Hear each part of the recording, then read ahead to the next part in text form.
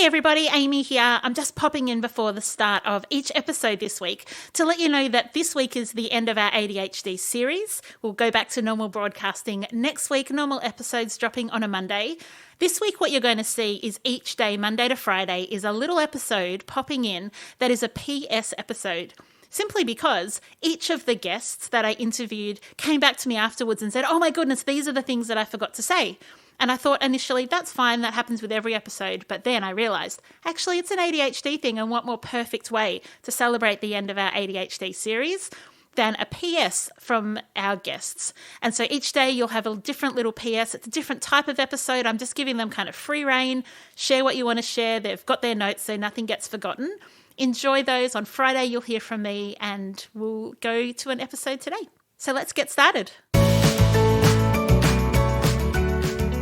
Hello and welcome to the Art of Decluttering. I'm your host, Amy Ravel. It is Thursday and I'm with you with a PS episode from Jess. Hey, Jess. Hey.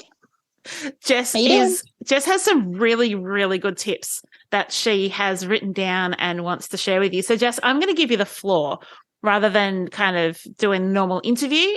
The podcast is all yours. Take it away. Oh, thanks. I remember doing the episode last time, and then as usual with our ADHD brains, we go, oh, we forgot this, this, and this, and that sounds really important. So emailed Amy, and here we are.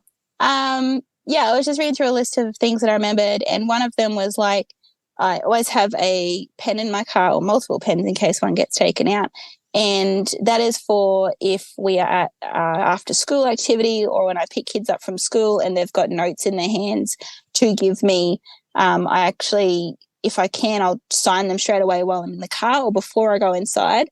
And then I scan them on my phone and email them straight to their teacher. Some of them say, hey, hand them into the school. No, I let the teachers know that I pretty much will always email permission slips. That's kind of like an accommodation for myself. That's awesome. They are fine with that. Yeah, I think there's been one in the last few years where they're like, no, we actually need the physical one, which I take in. Another one is I just have hair tie. I have longer hair, and my little girl has longer hair. So we have hair ties in my nappy bag, and we have hair ties, just run-of-the-mill black hair ties, and we have them in the console of the car and things like that, so that either when they break or if we're running out the door and we need a hair tie or something like that, it's one always with us. I think so how do you, this is the problem that I have, Jess, is I am forever needing hair ties. Yeah. And the problem is I keep like one in my bag and then I use it.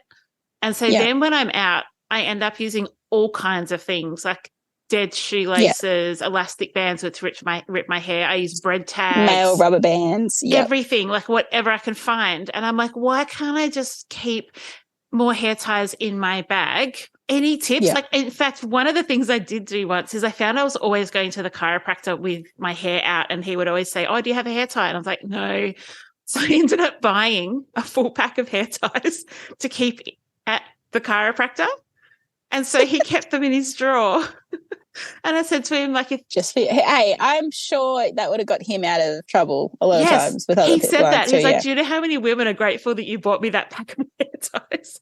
But what's the trick? How do you not then just run out of them? Well, I think I kind of got over it a while ago was, I'll just grab a couple from my stash inside and take them out. Or I should, that guilt of, I should be able to replace it, or I should be able to remember where it is, the shoulds.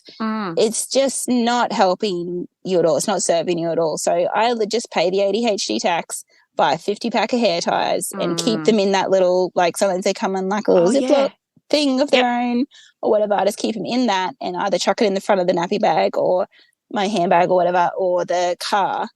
And Great just idea. literally we'll have 50 in there. So that could last me 6 months. It could last me a year. It might last me a couple months. I don't know. It could last me a week. It's like, come on down. Okay, that's a great idea. I might do that. Yeah, and you just got to pay, it's $4 or $5 for a packet of 50. And even like the little elastics, I get them for my daughter now. And the little container thing that they come in, like the little plastic one. Yeah. I just loop one of the hair ties around the hole in it, and it just hangs up on the hook where we have the hair tie stuff on this mirror. And it just stays there, and we just use it until there's none left, and then I buy another one. And it might not be very environmentally friendly or anything like that. We do vacuum up a fair few. But it's that, you know, those extra couple of dollars that I'm willing to pay. Yeah. Because I can, and I'm fortunate enough to. And either that, or it's, you know, like run around like headless chook trying to find the rest of them, or she's taken it off when she's had a bath and thrown it across the bathroom, or you know, out the hallway, and they're gone. And occasionally, if we find the, you know, bigger elastics and that when we're around the house, we have a couple of hooks where we keep our hairbrushes and stuff, and that's just where they go back. So like when we do a big cleanup, we might find 10 hair ties and we'll go back and like, oh cool, well sweet. So those little elastic ones will last us a lot longer then. But yeah, having those kind of fail safes and that grace for yourself in a material form is a big one. Yeah, like that's brilliant. Those sorts of things is fine. Yeah. Excellent. I'm putting it on my to-do list. That's all good. I was saying before, I think the other one I wrote down was with washing. So I've always taught my kids from about the age of, I started my oldest when he was about 10, and then my second boy I started when he was about 6, and then my little girl I started when she was about 5, and teaching them how to do their own washing. They don't do it all the time, but they know how to put a load on. And we usually start with like towels or something that doesn't matter if it kind of gets stuffed up. And then I just label the dispenser part on your front loader, and I have it labeled. So like the left-hand side would be where the detergent is. So I put, you know, detergent or something that they can read. And then the middle one is where the softer or like the vinegar, I put vinegar in, and then the other one is nappy sand. So I put like detergent, vinegar, nappy sand or whatever it is. And then they know by themselves where to put things. And if they get it wrong, it's fine. But if it, you know, that makes it a lot easier, and they're not going, it's taking away those decisions that we have to make because they're going like, Mom, where's this? Mom, where's that? Whereas if it's all written out in front of them, most of the time they figure it out. And then even just getting a whiteboard marker, and I circle the setting that it's meant to be on. Oh, that's awesome. So, yeah, so like it can wipe off, but it'll stay on there for a good couple of weeks. And that's when you're teaching them, you know, like you get them to put a load on every day or every couple of days. And that whiteboard marker's there, so they're like, okay, I got to put the light, get the little light in where the circle is. It's like a little game for them. That's awesome, and then eventually Jess. They get used to it. Yeah. Because in our house, we only use one setting. Yeah. Mine's got multiple settings, and it always goes back to like the one that I never use. So I'm like, you always have to change it. Yeah. Yeah, I think that that's a great idea. The whiteboard marker, that's excellent. Yeah, and teaching them like how to use the dryer and how to hang up stuff, and really letting go of that doing things perfectly. Like my eldest hangs up stuff, and he's gotten a lot better, but, you know, it's not exactly how I would do it. But the fact that it's up and done, like done is better than perfect. And if it takes an extra hour or two to dry, then that's fine. Yeah. Like he's done. I'm not going to critique him on it, because if you do, then they're like, well, fine, you do it. I'm never going to do it for you again. Yeah. So, yeah, you just let it go. Eventually they get better at it, or you show them, say, hey, you know, actually this would probably dry a lot quicker if you do it this way. But, you know, like next time give that a go. And they go, yeah, cool. So, yeah, letting go of that perfection and that higher standard that you have for yourself. Like I let go of that a long time ago. Yeah, but yeah, especially when you're teaching other people how to do it. I don't know whether that's an ADHD tip or not, or whether that's just parenting. Well, it's just an awesome, but that's the beauty of this series. There's so many people who sent me messages saying, I don't have ADHD, but oh my goodness, the tips and the hacks that I'm walking away with are incredible because the ADHD brain just thinks differently, and it's like, oh, here's a different solution. I can draw on my washing machine. Yeah. There's no rules. Yeah. It's your washing machine. Exactly, yeah. And that's it. Like you can, and the kids eventually, like my eldest is really good at it now, and he knows that the difference between a quick load and a normal load is, and so he changes the settings. He doesn't need the whiteboard marker anymore, but you know, like my little one does, and that sort of stuff. So, yeah, it's just the more they do it, the better off it is. And the benefit for me then is that it might take a little bit more work at the beginning, like when they're 5, but by the time they're 8 or 10, you can just send them off, say, hey, go get that basket, chuck it in, and they've got that executive functioning steps already, like not drilled into them, but it makes like cuts it down into the steps because you've shown them when they're little over and over and over and over and over again. Repetition's a big one for us. Like things that I've done over and over again, I can do really easily now. My executive functioning is like, yeah, cool. We know this one. It's this step, this step, this step, this step. It's not necessarily a habit, but it's we don't have to stress about what steps to take because it's already there. And same with kids. Like you show them, repeat it enough, they go, oh, okay, cool. I know that I've got to get the basket. I've got to take it to the washing machine. I throw it in, check there's no like nappies in there, and then or anything like that. And then chuck it on. And I can always ask mum if I need help. But yeah, it just takes that away. That one less job for me, the less decision making, the less asking questions, that sort of stuff down the road. And it's you helping your future self out. That's good. And helping them out as adult, like when they're adults too. Yes, that's true. You're giving them the skills now. Yes. Yeah. Yes. But yeah.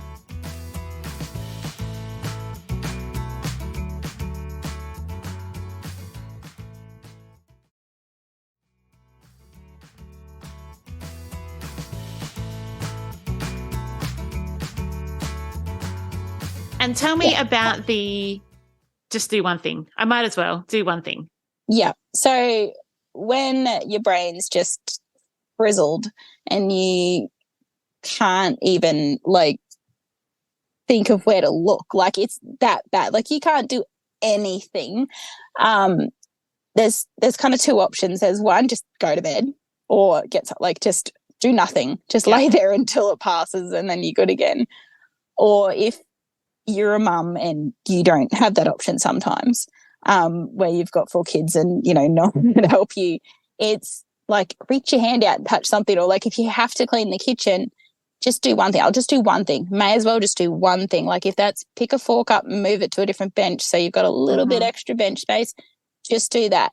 Because doing that action sometimes can kick your brain into going, okay, right, well, that wasn't too hard. I may as well just do one more thing. Yeah. Just do one more thing. And again, it's just lowering that bar right down to something really small, really, really low.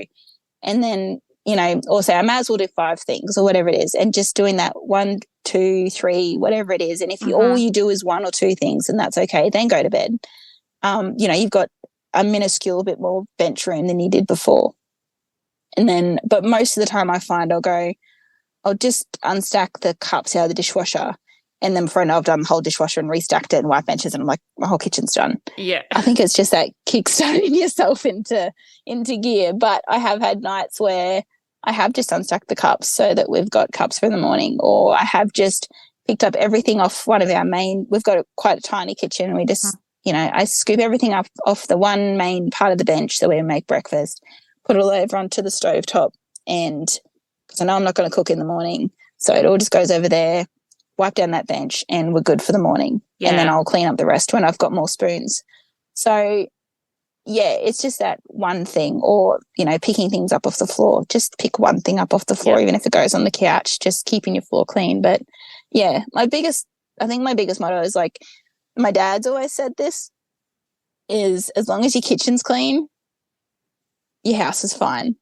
And sometimes my kitchen's not always clean. That's but his theory is, it's where you eat. It's like you have kind of not have to, but it's really good practice to keep your kitchen clean, even if the rest of your house has gone to crap, because you need to keep that clean and safe, because that is where your food is prepared and that goes in your mouth. And if it's to keep tidy, I know. So I always have my dad's voice in my head going, just keep your kitchen clean. I'm like, right, I can keep a bench clean, Dad. That's what I'm doing. Yeah. And then another thing I had a while ago, I don't need it anymore, but it was just a season of life where I was in, and I bought another dish rack, and it was just a little camping one that's collapsible. And I had a dish rack that was my dirty dishes dish rack.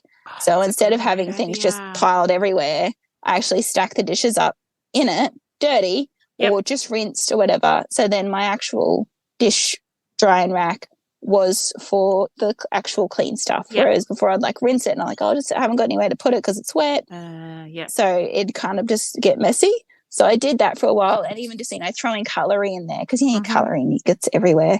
So just having it all in one spot is really good. And then when you can do the dishwasher or do your washing up, it's already there, ready to go. So good hack. It's just one side to the other. Yeah. So that was a good one too. But yeah, if you can get your kitchen clean, and you don't even have to vacuum your floor, but if you can get everything up off your floor, is like a big, big help, and visually it makes a big difference. But if you can't, that's okay. Yeah, just do just one thing.